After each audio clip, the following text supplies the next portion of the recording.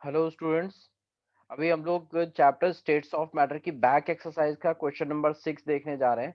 ये क्वेश्चन बहुत इजी है, बट जनरली ये स्टूडेंट्स को पहली बार देखने में टफ लगता है, क्योंकि इसमें एक्चुअली इसमें रिएक्शन देना चाहिए, जो कि रिएक्शन आपको गिवन नहीं है। इसलिए ये क्वेश्चन स्टूडेंट्स के लिए थोड़ा सा टफ हो जाता है। बेसिकली इसमें आपको क्या देखना है, देखो क्वेश्चन ये दिया हुआ है कि the drain cleaner contains small bits of aluminium which reacts with caustic soda to produce dihydrogen gas.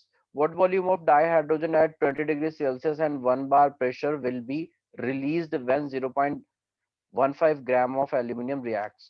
तो ये जो क्वेश्चन है, इसके लिए हमें एक इसेंशियल इक्वेशन की जरूरत होगी, और वो इक्वेशन आपकी ये है कि किस तरीके से एल्यूमिनियम रिएक्ट करता है NaOH के साथ।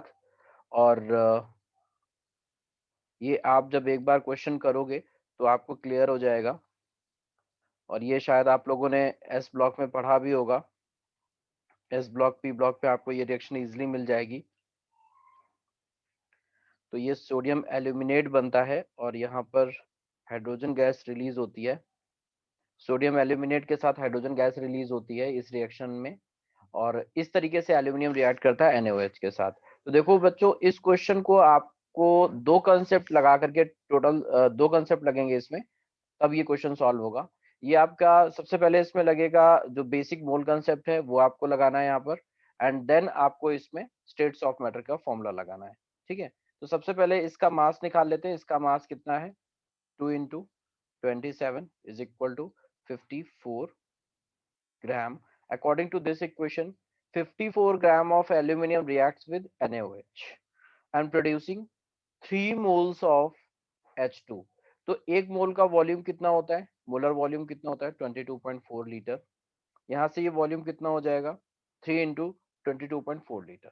मतलब कि 54 gram of aluminium when reacts with NaOH, it produces 3 moles of H2। It means 3 into 22.4 liter of H2। Getting? Then उसके बाद क्या होगा, अब आपको उसने क्या गिवन है कि 0.15 ग्राम कितना H2 प्रोड्यूस करेगा, कितना H2 प्रोड्यूस करने वाला। तो सिंपल इसमें यूनिटरी मेथड लगा दीजिए। अब क्या हो जाएगा, यहाँ से 0.15 इंटू 3 इंटू 22.4 लीटर अपॉन 54। ठीक है, तो ये आपका आंसर आ जाएगा 0.189 लीटर। ये जो आंसर आया है, ये हाइड्रोजन गैस आपको मिलेगी इतने लीटर, कब, जब आप 0.15 ग्राम ऑफ एल्यूमिनियम को रिएक्ट कराओगे इस रिएक्शन के अकॉर्डिंग। ठीक है, बट ये जो वॉल्यूम आया है, ये आया है at 273 kelvin and 1 bar pressure. इस कंडीशन पर आया है आपको, ये जो वॉल्यूम मिलता है आपको 0.189। अब उसने आपसे बोला है कि हमें इसका वॉल्यूम चाहिए एट 20 डिग्री सेल्सियस। देखो क्वेश्चन में क्या गिवन है कि हमें वॉल्यूम चाहिए एट 20 डिग्री सेल्सियस। तो यहाँ पे हम क्या लगाएंगे फॉर्मूला, यहाँ पर फॉर्मूला लगेगा सिंपल गैस इक्वेशन, जो कंबाइंड गैस लॉ है, P1V1 upon T1 is equal to P2V2 upon T2।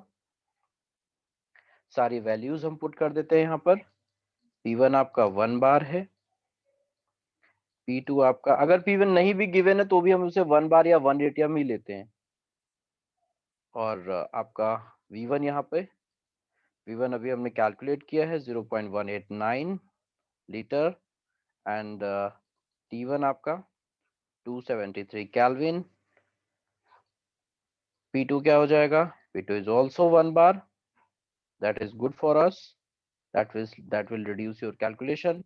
We have to calculate here volume at this condition, and the T2 is 273 plus 20, that will give you 293 Kelvin। Sure that now it is very easy to calculate, just you have to put all these values। So here from this formula V2 क्या हो जाएगा आपका, P1 V1 into T2 upon T1 into P2। put all these values in this formula. What you will get? 1 into 0.189 into 293 upon 273 into 1 bar. Exactly, ये भी 1 bar है आपका. And when you will calculate it, you will get the result 202.8 ml. Okay, तो यहाँ पे ये final answer है आपका. ठीक है, इसका लीटर में जो आंसर आएगा वो आएगा V2 is equal to 0.2028 litre. ये आपको इसका आंसर मिलता है. तो ये बहुत इजी क्वेश्चन है, बट स्टूडेंट्स को जनरली इसलिए टफ लगता है क्योंकि ये इसमें ये इक्वेशन नहीं गिवन है जो कि होना चाहिए. इस क्वेश्चन को सॉल्व करने के लिए इस क्वेश्चन को सॉल्व करने के लिए ये क्वेश्चन बहुत जरूरी है. तो आई होप आप लोगों को समझ में आ गया होगा. ठीक है, इसको एक बार खुद से प्रैक्टिस कर लीजिए. इजी क्वेश्चन है, आपको समझ में आ जाएगा. ओके बच्चों, नेक्स्ट क्वेश्चन देख लेते हैं हम लोग. बैक एक्सरसाइज का क्वेश्चन नंबर 16. ये क्वेश्चन भी बहुत डराता है बच्चों को. ये क्वेश्चन कुछ नहीं है, बहुत सिंपल कैलकुलेशंस है. बेसिक मैथमेटिक्स आपको यूज करना है इसमें, बट क्वेश्चन थोड़ा सा लेंदी है. कैलकुलेशंस थोड़ी ज्यादा है. फॉर्मूले बेसिक लगने हैं, बट कैलकुलेशन थोड़ी सी ज्यादा है इसमें, इसलिए डर लगता है बच्चों को जनरली. तो क्वेश्चन आपका 16 क्या कहता है? Payload is defined as the difference between the mass of displaced air and the mass of the balloon. तो चलिए हम लोग इसको स्टार्ट करते हैं सॉल्व करना. और पेलोड का फॉर्मूला आपका क्या हो जाएगा? Mass of displaced air minus mass of balloon. ठीक है जी, ये फॉर्मूला है आपका. अब आपको क्या करना है बच्चों, ध्यान रखना. आपको सबसे पहले यहाँ पे मास ऑफ डिस्प्लेस्ड एयर निकालना है. तो यहाँ पे बहुत बेसिक साइंस भी आपको यूज करनी है और मास ऑफ बलून निकालना है. तो मास ऑफ बलून क्या हो जाएगा? बलून में दो चीजें यूज होती हैं. एक तो आपका क्लॉथ यूज होता है, प्लस आपका इसके अंदर कोई गैस भरी होती है. तो उसने क्या बोला है? कहता है calculate the payload when a balloon of radius 10 metre mass 10 100 kg is filled with helium at 1.66 bar at 27 degree Celsius. Density of air given है आपको, आर गिवन है आपको, ये उसने आपको दिया हुआ है. तो बहुत बेसिक सी चीज है. मास ऑफ बलून क्या हो जाएगा? Mass of balloon is equal to mass of the gas जो उसके अंदर फिल्ड है एंड द क्लोथ यूज्ड. ठीक है, तो उसका मास इसने 100 kg ऑलरेडी दिया हुआ है आपको. अब आते हैं हम लोग सबसे पहले मास ऑफ डिस्प्लेस्ड एयर की बात कर लेते हैं. इसको कैसे कैलकुलेट करेंगे?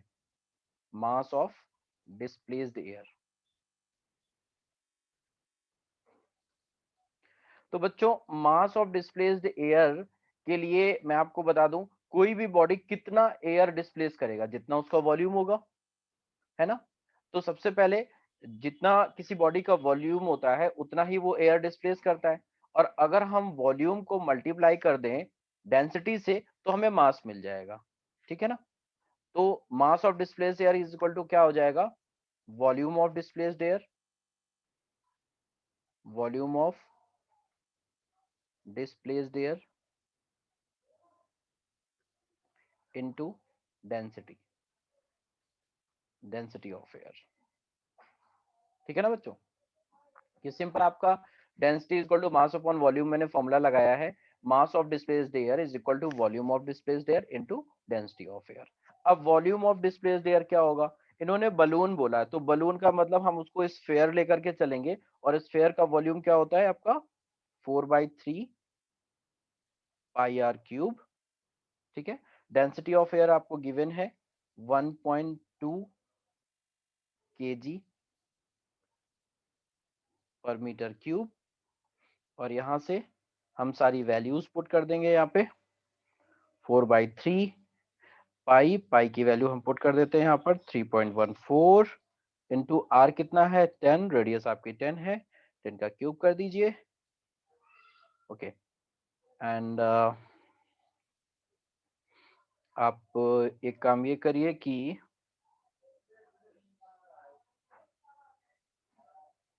1.2 kg मीटर क्यूब। इसको जब आप कैलकुलेट करेंगे तो यहाँ से आपका मास निकल करके आएगा, पूरा कैलकुलेट करने पर आपका जो मास की वैल्यू आएगी वो आ जाएगी 5024.04। कैलकुलेशन मैंने कहा थोड़ी सी ज्यादा है इस क्वेश्चन के लिए, इसलिए स्टूडेंट्स को डर लगता है इस क्वेश्चन में। ठीक है, तो ये बहुत बेसिक सा फॉर्मूला है, सभी को पता है। Density is equal to mass upon volume. Mass निकालने के लिए हमें क्या करना पड़ेगा, डेंसिटी इनटू वॉल्यूम करना पड़ेगा। बोथ आर गिवन, तो हमने यहाँ से ये निकाल लिया मास। अब हमें चाहिए होगा इसका moles, moles of gas present. जो गैस आपकी प्रेजेंट है उसके मोल्स चाहिए होंगे। तो बच्चों देखो, मोल्स के लिए एक ये भी तो फॉर्मूला होता है, इस चैप्टर में हमने पढ़ा है। क्या पढ़ा हुआ है, PV is equal to nRT. तो यहाँ से एन इज इक्वल टू क्या हो जाएगा बेटा जी, पीवी अपॉन आरटी। ठीक है ना। अब आपको वैल्यूज गिवन है, तो यहाँ से n is equal to, pressure कितना है, प्रेशर कितना गिवन है जी, प्रेशर आपको 1.66 बार। तो 1.66 इंटू वॉल्यूम कितना है। हाँ जी, जब आप इसको इसको कैलकुलेट करोगे ना इसको, तो यहाँ से आपको वॉल्यूम मिलेगा, this will give you volume, v की वैल्यू आ जाएगी आपकी केवल इतना सॉल्व करने पर। ठीक है, तो इसको आप अलग से सॉल्व करोगे तो यहाँ पे आपको मिलेगा 4186.7। ठीक है, और इस वॉल्यूम में इनटू यूनिट कन्वर्ट करने के लिए 10⁻³ कर दीजिए। ठीक है, अपॉन आर टी, आर आपको गिवन है 0.083 इंटू टेम्परेचर आपको कितना गिवन है 27, तो वो आपका 300 हो जाएगा, 300 कैलविन, है ना।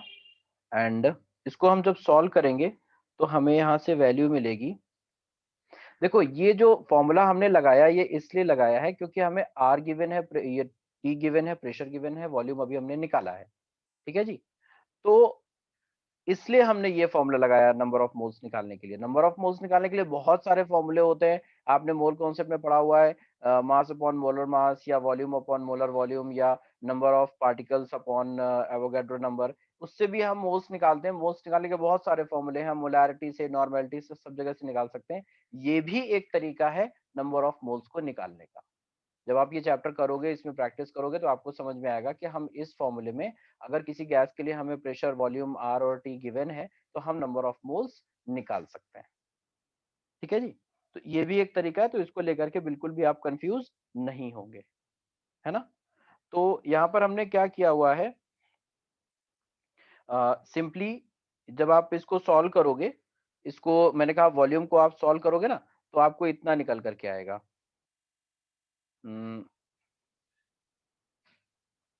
41 वॉल्यूम आपका निकल करके आएगा। इसको सॉल्व करने पर, इस वैल्यू को जब आप सॉल्व करोगे तो आपको वॉल्यूम मिलेगा 4186.7 मीटर क्यूब। इसकी यूनिट हम लोग चेंज कर लेंगे, तो 4.4186.7 इंटू 10⁻³ कर देंगे इसको।